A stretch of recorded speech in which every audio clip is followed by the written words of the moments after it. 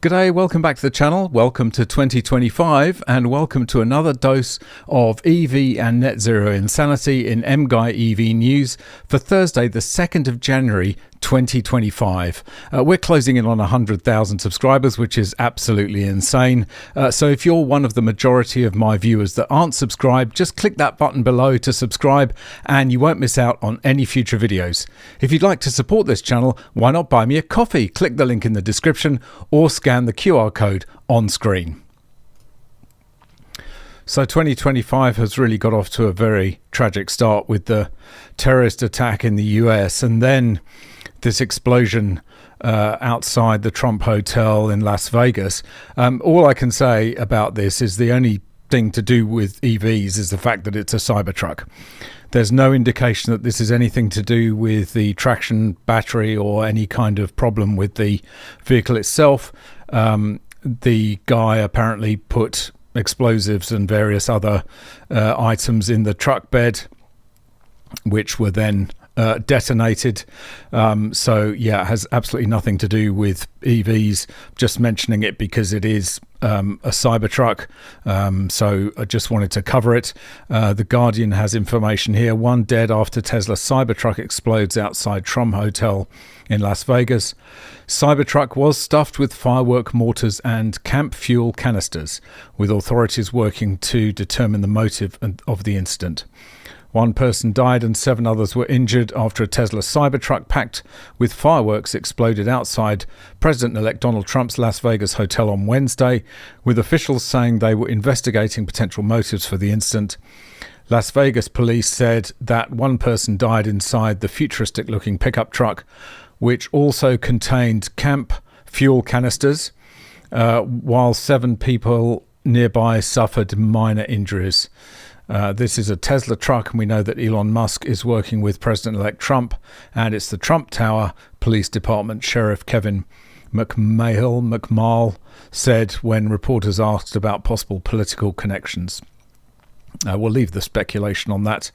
You can draw your own conclusions, but the key takeaway from this is that it's really nothing to do with EVs here, and I'm very happy to clarify that. If these things are not linked to any problems with EVs, very happy to point that out, despite the tragic circumstances. So I think we all know that the big winner for 2024 was the hybrid over the battery EV. People are leaving battery EVs in droves for so many reasons. They're too expensive, they're impractical, inconvenient, and people just don't want the hassle, basically, of having to rely on charging. So hybrids were the biggest trend in cars in 2024. 5 key things that explain the takeover. Demand for EVs cooled, hybrid cars took off in 2024. Companies that placed early bets on hybrids reaped the rewards. Hybrids will likely play a big role in the electric transition. Hybrid cars had a huge comeback in 2024. These cars, which use a mix of battery electric and gas power, emerged as the winner in a year when demand for EVs hit a plateau. New group of green car shoppers flooded the market in 2024, and unlike their wealthy early adopter counterparts, these new consumers are much more practical. The compromise of a hybrid appeals to these shoppers who tend to be both environmentally conscious and budget conscious. The shift towards hybrids was great news for companies like Toyota, which remained steadfast in the hybrid market as others fled to focus on pure EVs. Meanwhile, other companies were left scrambling last year as their expensive plans to phase out gas-powered cars hit a roadblock.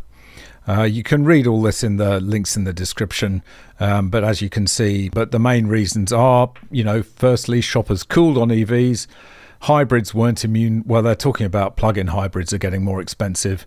EV demand took a hit. Hybrid bets paid off. Yeah, well, you can read it all in the link in the description, but essentially the article is correct that hybrids are the winners here, and they are a practical option to reduce emissions, save costs, but at the same time you don't go all in being dependent on public charging stations or off-street charging if you're lucky enough to have a driveway where you can charge.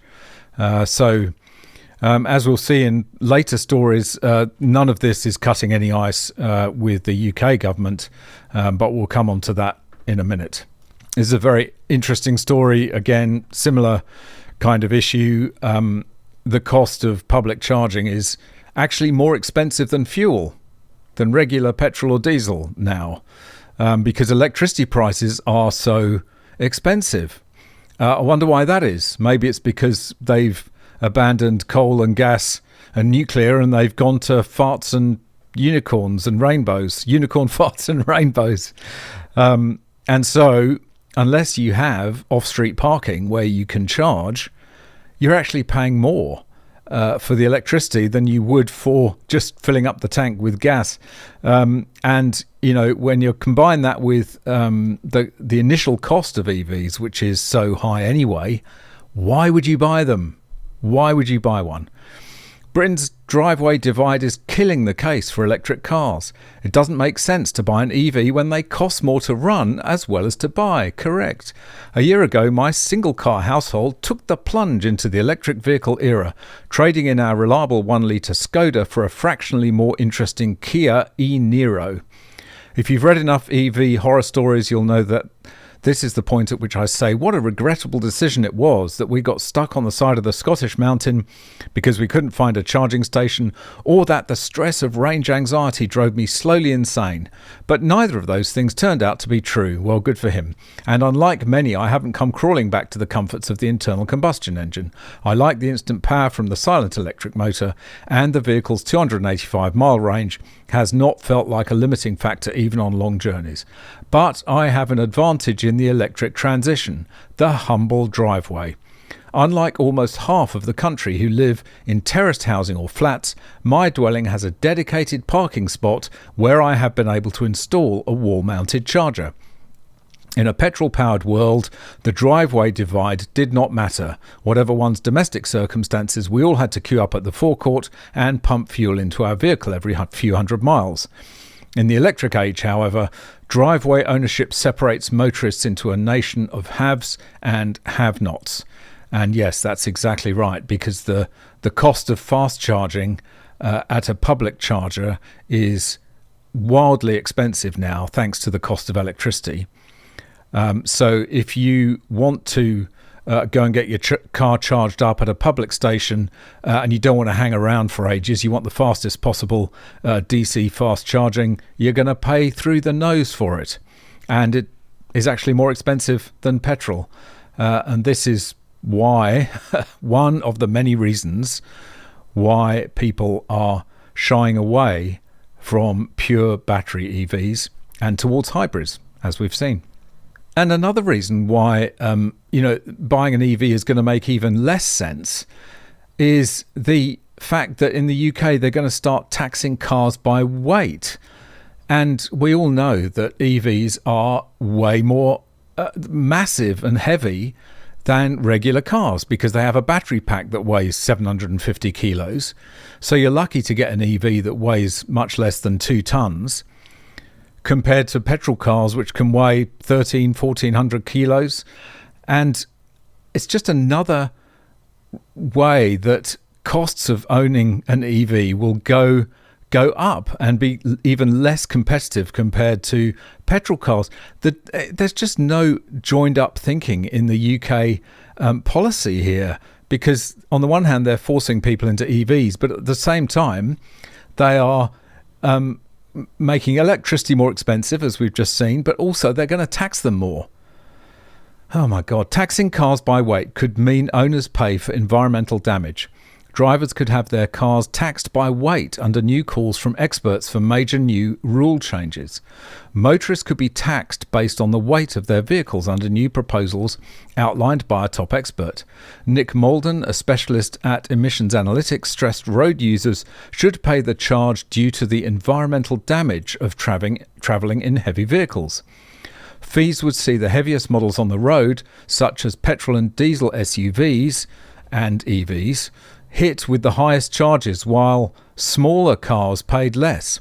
reports The Telegraph. Under his proposals, drivers would pay £100 less vehicle excise duty annually if their car was 150 kilograms lighter than average. Meanwhile, charges will also be reduced if motorists travelled around 620 miles fewer per year than the national average. No longer will governments have to force a chosen golden technology on everyone. Rather, drivers will be able to freely choose what car to buy and how many miles they drive, but will have to pay the right amount for the environmental damage. Well, unless they exclude EVs from this, then that's just another reason not to buy an EV.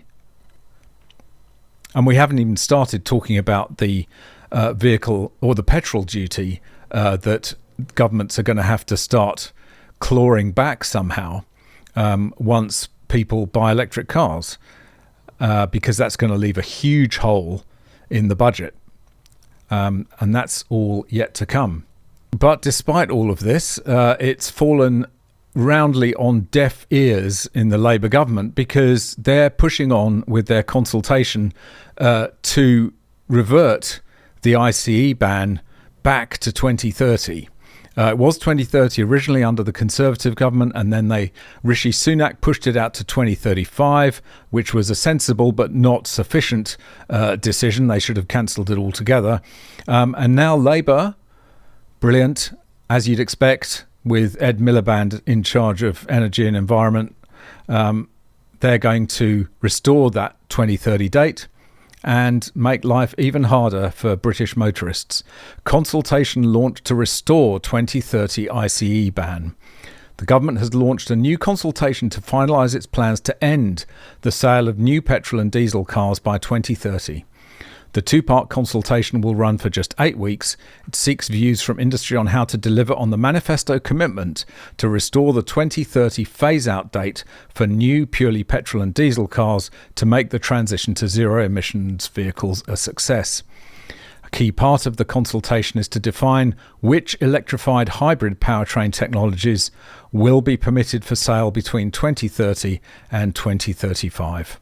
The consultation also proposes updates to the zero-emission vehicle ZEV mandate. The mandate sets out the percentage of new zero-emission cars and vans manufacturers will be required to sell each year up to 2030. So yes, no indication that the UK government is going to relent or even relax the punishing zero-emission vehicle mandate. Well, at least from this, they're actually going to tighten it even further, bringing it back from 2035 back to 2030. And another symptom of the huge weight of EVs, not only is it going to cost you more in tax, but you get flat tires more often. For that very reason, a new study from Norway reveals that electric cars are more prone to flat tires than their gasoline or diesel counterparts. Conducted by the Norwegian Automobile Association, NAF, the study found that nearly 30% of all roadside assistance calls for electric cars were due to flat tires, compared to only 11% for gasoline and diesel vehicles. NAF points to 3 primary reasons why the electric cars are more vulnerable to punctures. Weight: electric cars heavier than gasoline cars due to their large batteries. This additional weight increases pressure on the tyres, making them more susceptible to punctures. Tyre type: many electric cars are equipped with low-profile tyres which have larger rims and less tread. While these tyres contribute to a sleek modern appearance, they are more vulnerable to sharp objects on the road. And driving patterns: electric cars are frequently used in urban areas where the likelihood of encountering hazards like broken glass and metal debris is higher. Additionally, many electric vehicles lack a spare tyre, leaving drivers reliant on repair kits or foam. But many are unsure how to use these tools effectively, leading to an increase in roadside assistance calls. And one of the other things that's been mentioned is that the heavier average weight of cars, by bringing in a fleet of EVs as well, is actually adding to the problem of road wear and potholes and things like that, which are factors which can cause tyres to blow. You hit a pothole hard, it can blow out your tyre. So it's a vicious cycle here, and it ain't going to get much better. So this is an is an extraordinary anti-freedom action by a council in Australia, in the state of Victoria. You should be able to do pretty much what you like on your own land as long as it doesn't infringe the rights of anybody else.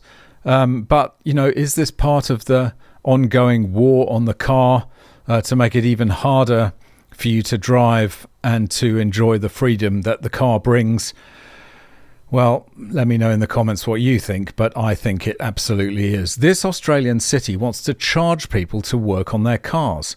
A simple oil change could cost more than $400 for residents of this Australian city, which now requires permits for common acts.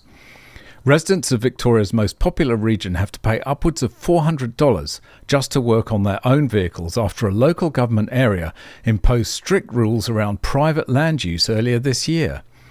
The city of Casey in Melbourne's southeast, which includes suburbs like Cranbourne and Berwick, I would pronounce it Berwick, it's probably Berwick, requires residents to apply for a private land use permit if they're planning to store more than 2 unregistered vehicles for up to 90 days, store long heavy vehicles, and even dismantle, repair or service vehicles. Residents of the local government area must provide a site plan that illustrates where the activity will take place when filing for a permit. Applying for a permit costs $150, a non-refundable sum, which the City of Casey retains, even if the application is unsuccessful. Ka-ching! While the permit fee for storing 3 or more unregistered vehicles or working on your own vehicle is $250. I mean, seriously. How can they do this? Vote that council out at the next election is all I can say. There is a petition against this on change.org. I'll drop the link down in the description. You can, if you live in that area, I don't know who it's open to, the petition, but if you live in that area, I'd sign the petition as well. Now, one of the problems with EVs in particular, but actually it applies to all modern cars, is the amount of data they collect about you and then do goodness knows what with, transmit it places, send it back to some, cloud server somewhere. And you really have very little control over this. I've never seen, you don't get the option to not send that data or have that data stored. Cameras, audio recordings, there's all sorts of things, GPS particularly. VW, they didn't really take that security very seriously, did they? Because it was exposed. 800,000 EVs location data was exposed by an unprotected Volkswagen site. Excellent. Here we go. A security oversight by software company Cariad left the location data of 800,000 VW Group electric cars in Europe exposed on the open internet for several months, a new report claims. A whistleblower informed Spiegel, a German news outlet, and a European Hacker Association of the vulnerability, which linked the information with other personal details such as an owner's name. The security hole allowed the publication to track the location of 2 German politicians with alarming precision, with the data placing a member of the German Defense Committee at his father's retirement home and at the country's military barracks. Spiegel also profiled a mayor with her car collecting her movements from the town hall where she worked to her physical therapist. It found data for cars from Volkswagen, Audi, Seat and Skoda, alongside incredibly detailed data about VW ID3 and ID4 owners. Now, I was just listening to a video by Lewis Rossman. I'll link that in the description as well. He goes into a lot more detail about this. He's scathing. It's a great video. You should go and watch that because it's really fun. And this must win the award for Irony of the Week. Green ferry emits more CO2 than old diesel ship. Brilliant. The carbon footprint of a long-delayed new green ferry will be far larger than the 31-year-old diesel ship that usually serves the route between the Scottish mainland and the island of Arran. An emissions analysis by CalMac has calculated MV Glen Sannox will emit 10,391 equivalent tonnes of CO2 a year, compared with 7,732 for MV Caledonian Isles. The dual-fuel ferry has more capacity but requires larger engines, which also emit methane, a greenhouse gas with a far greater global warming effect than CO2, which is why the equivalent amount of CO2 has gone up, because of the greater effect of methane as a greenhouse gas. Ferries procurement agency CMAL, which owns the ship, said the comparison was inaccurate as Glen Sannox is a larger vessel. The size of Glen Sannox is a factor in its carbon footprint, but so too is the liquefied natural gas LNG fuel, which is less climate friendly than previously claimed. Well, as with all these things, it's the law of unintended consequences. The road to hell is paved with good intentions. And this is just another. I wonder how many millions of dollars or millions of pounds that ship cost to cause more carbon dioxide emissions. Hilarious. And finally, ridiculous junior school science project story of the day. Oh, goodness me. Near unlimited EV range now a possibility thanks to surprising new technology, solar paint. Mercedes-Benz is developing a new type of solar paint that could free EV owners from the perennial problem of range anxiety. God, the nonsense they talk. It might, on a very sunny day, be just about enough to keep it topped up when it's parked. To say that solar paint could possibly avoid the problem of range anxiety altogether, it just shows how ignorant these journalists really are. A new type of solar paint could extend the range of electric vehicles to thousands of miles. Revealing the technology on November 24th, automaker Mercedes-Benz representative said its new photovoltaic paint could power an EV for up to 7,456 miles, 12,000 kilometers per year in optimal lighting conditions. And those 4 words are what makes this story so nonsensical. That probably means that it would have to be illuminated from all sides simultaneously, including the top, with 100% bright sunshine for 24 hours a day, and then you might, if you're lucky, get 12,000 kilometers. Using this in the wild, you'd be lucky to power the glove box light, quite frankly. But anyway, that's the kind of junior school science project reporting you get on EV technology. All right, that's it for this one. Thanks very much for watching. Really hope you enjoyed it. See you in the next one. Bye for now.